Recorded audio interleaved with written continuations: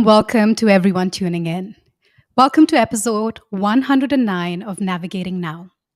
My name is Aishani Gupta. I'm a senior consultant here at Thoughtium, and I will be your host for today's Navigating Now episode.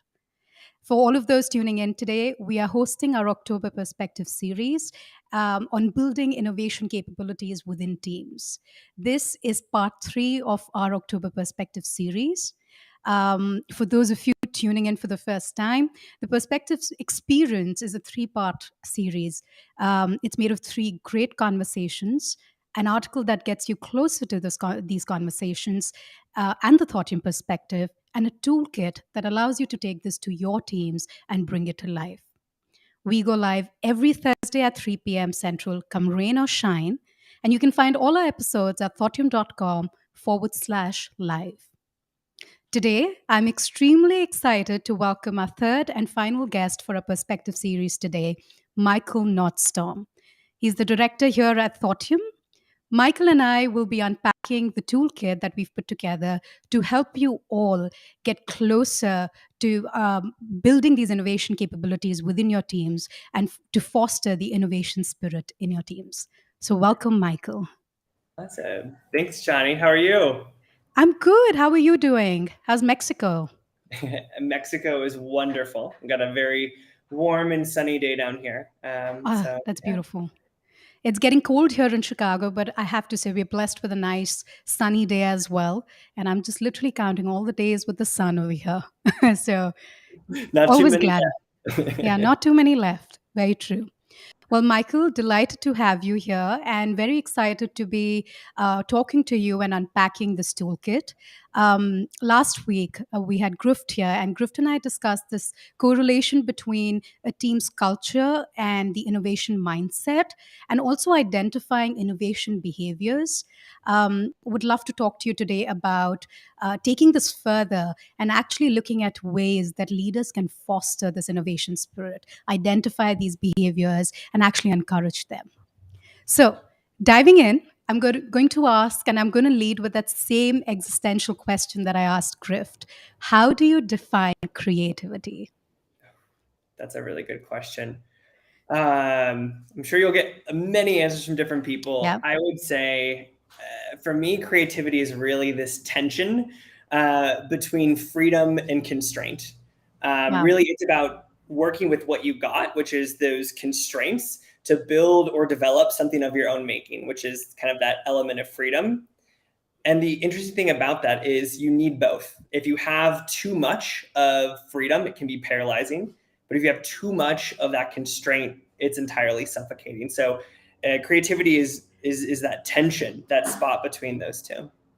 I love that. I love that. And that relates so well with something I think we also have in the toolkit is this whole concept of the convergent and divergent space, having that limitless freedom with your ideation, but at the same time, creativity thrives at how you make it real, how you function with constraints, how you focus on desirability and feasibility at that end of the day.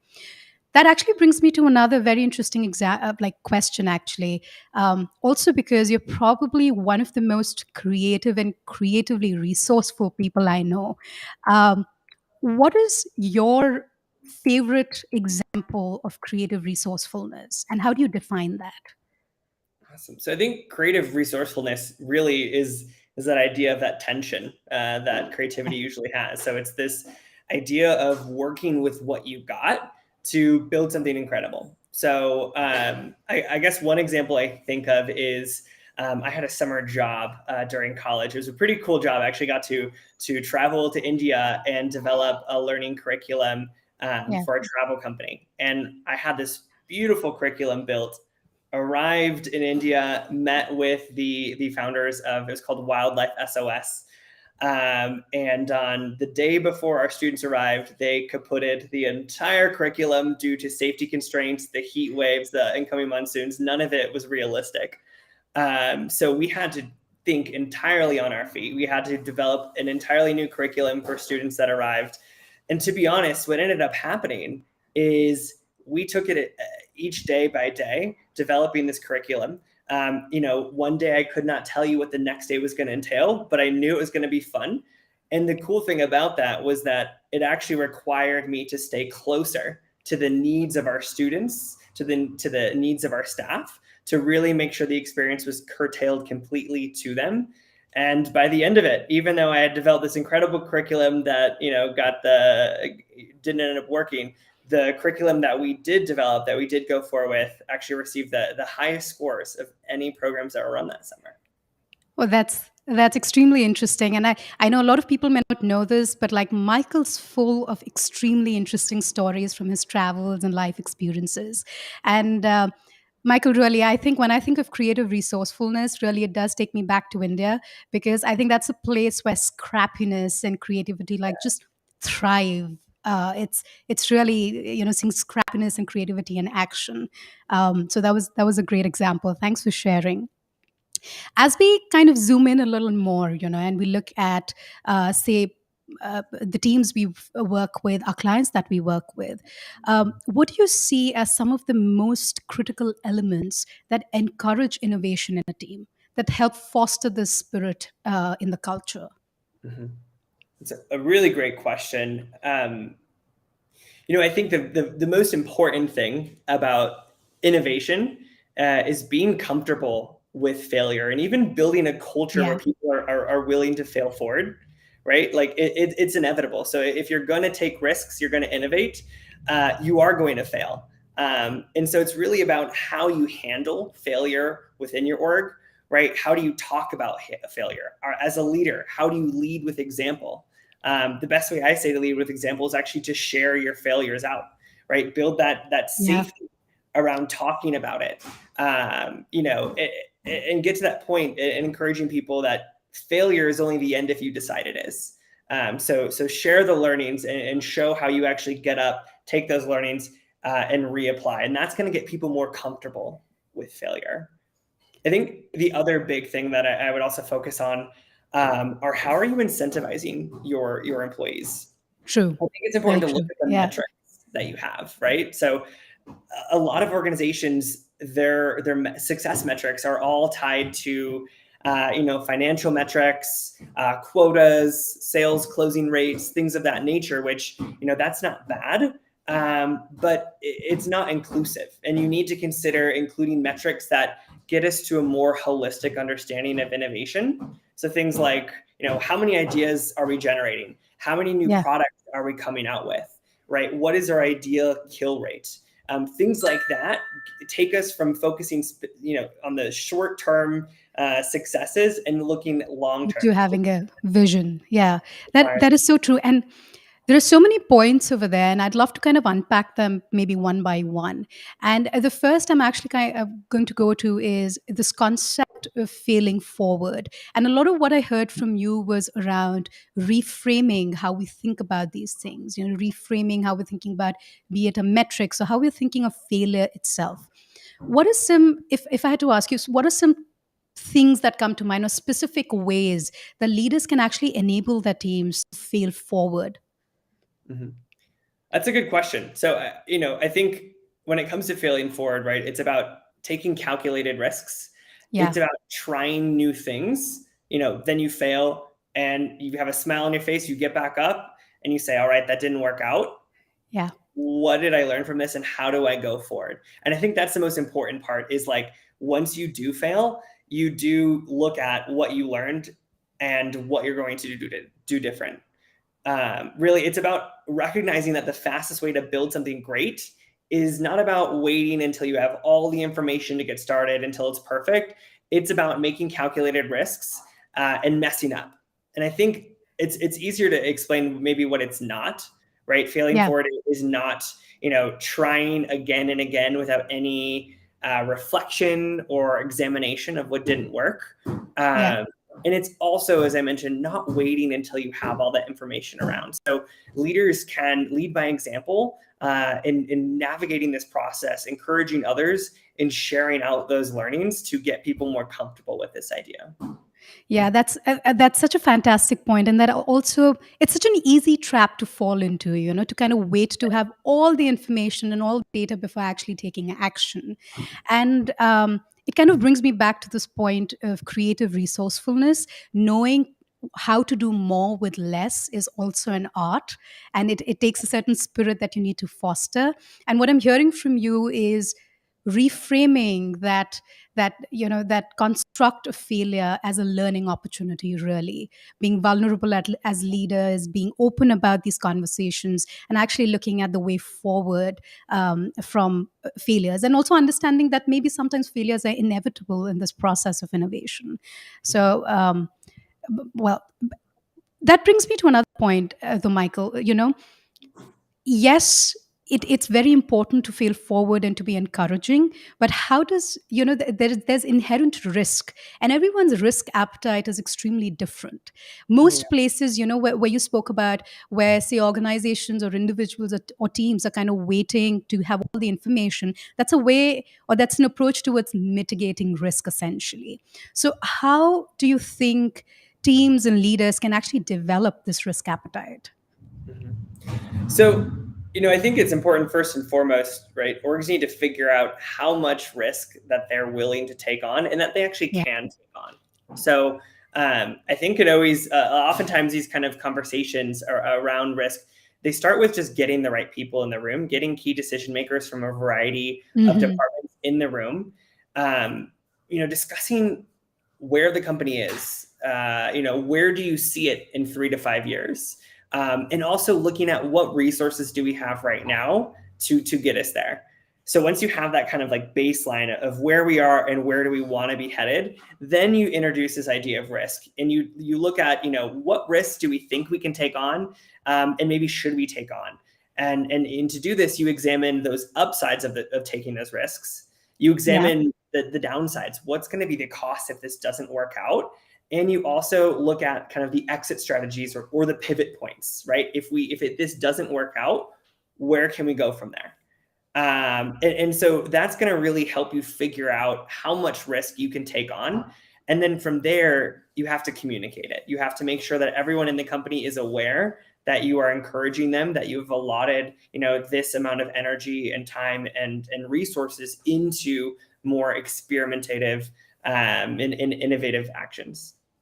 I really like that perspective and that framework as well, because inherently everyone's risk appetite may be different, but we need to find ways of actually supporting that risk appetite. What I'm hearing from you again is we can do that by actually maybe having visibility into what the potential risks could be, doing an impact assessment, and actually looking at possible solutioning for those failures or risks at hand as well.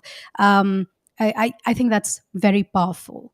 Um, once an organization and a team has sort of mitigated this whole fear, or lessened this whole fear around taking that risk and failure, how do you think a leader can actually further this space for innovation, create the space for innovation, and actually encourage it, taking it beyond, once that fear has been addressed, how do you kind of actually encourage and take it forward, create that space for innovation?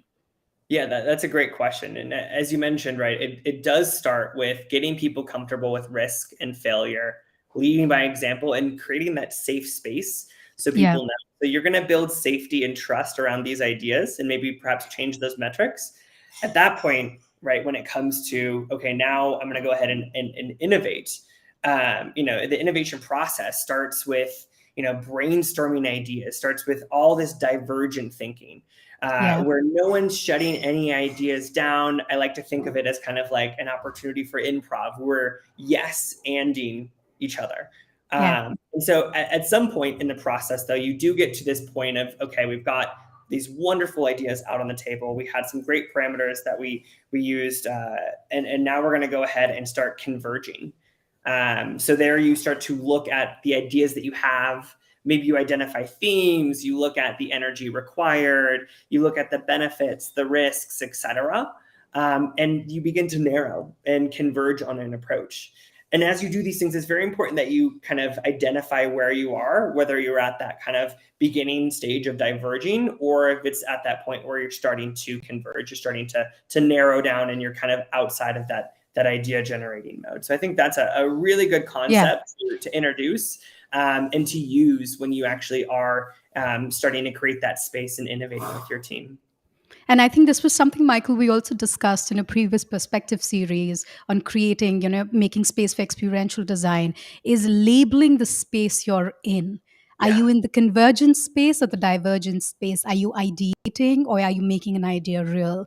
Because that's where, back to your point of creativity, that it's that tension between freedom and constraint, and like knowing when, labeling the space and knowing when to invite that constraint in to give something shape is extremely important. And I really like some of the behaviors that you labeled. So that very improv yes and, when you're in the divergent space, build on each other's ideas and thoughts, and then before you actually bring in your constraints and you begin to converge into actually giving life to that idea and thought. um, in the end, and you touched upon this a little in the beginning, is thinking about metrics, because every business, established, young, multinational, has metrics. And I was reading something where it said, like, bad metrics can do more harm than no metrics at all. Yeah. So knowing how to have the right metrics in place that don't stifle but actually encourage innovation is extremely important. How do you think leaders should think about metrics? What are some questions they can maybe ask themselves? Yeah. So, I mean, with those metrics, right? I think the first question you should ask is, um, how do these metrics align with our strategic objectives? Yeah, Um, how are people going to use and interpret these metrics? And also looking at, the short term versus long term. So a lot of our metrics right now sit in the short term. They're more those financial metrics, those like sales metrics, et cetera. But like look at the metrics that you have, and try to find opportunities to encourage and incentivize people to take more of those risks. Because unfortunately, hmm, not unfortunately, but a matter of fact is that metrics are oftentimes used as a north star, or a way to incentivize employees to work towards a specific direction. So yeah, again, if you have all of those metrics working to a very narrow idea of what success could look like for your company, you're kind of shooting yourself in the foot there, by true. not really taking into account, those potentially innovative ideas that might take a while to develop, that could really bring about some much needed or important new ideas at the company. Absolutely, because to that point, like sometimes innovation takes some time, and depending on the kind of product or service it is, it really could depend. And I think 3M, if I'm not mistaken, the company actually has this concept which has a metric that supports innovation, where they measure their impact of innovation in the last 3 years, of a product in the last 3 years. So what it's doing is it's taking off that burden of immediate proof of revenue, and making that space, from a metric standpoint, for innovation as well. Um, and just, what are some levers, when we think about, most metrics tend to be grounded in finance as a lever. Do you think there are other levers that could be used, like, say, HR, people development, that just areas that leaders can explore when thinking of these metrics? Absolutely, right? Like looking at,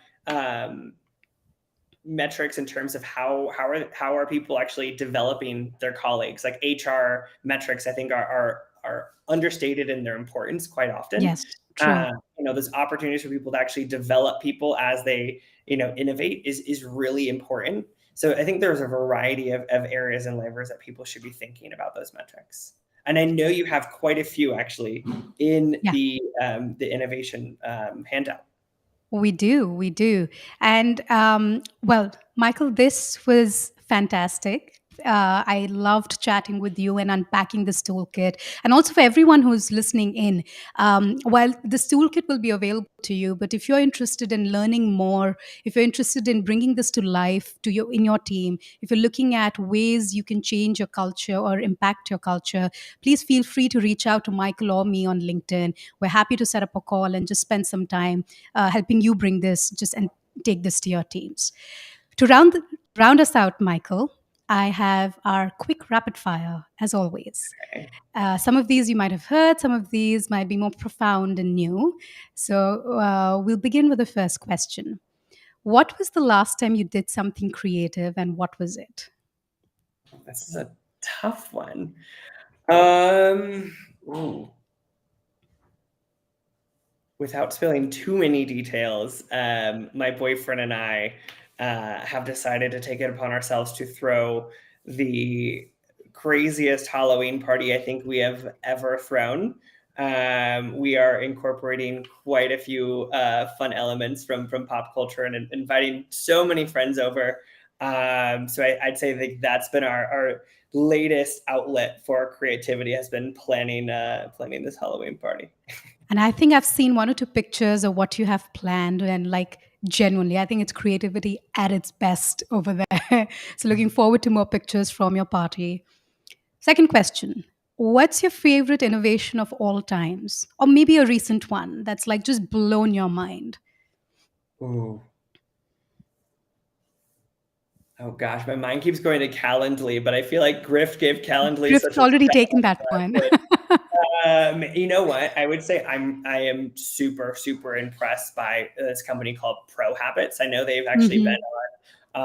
been on Navigating Now a few times, but they have this technology called an employee data platform that helps us look at employee data. We can like run regression against different engagement points within learning curriculum to understand how effective we are being in terms of changing behaviors. There's never been anything like this before, and I think it's going to be a real game changer within the field of L&D. So I'd say Pro Habits has been the innovation I'm most impressed by. Yeah, and I think I've heard this one before from you, and I have to say it's one of the most interesting concepts of things I've seen happening in the L&D space, and excited to see, to kind of learn more about them. And last question, Michael. This is a serious and profound one. Bernese mountain dogs or cats? I have both. Bernie's Mountain Dogs 1,000 times. I will say I love cats, but there's nothing that can compete with the unconditional love of a It's going to Berner. break your cat's heart to hear that. Yeah, luckily, she doesn't speak English, so she'll have no clue. And I do love both of them very much. Shout out to Roma and Parma.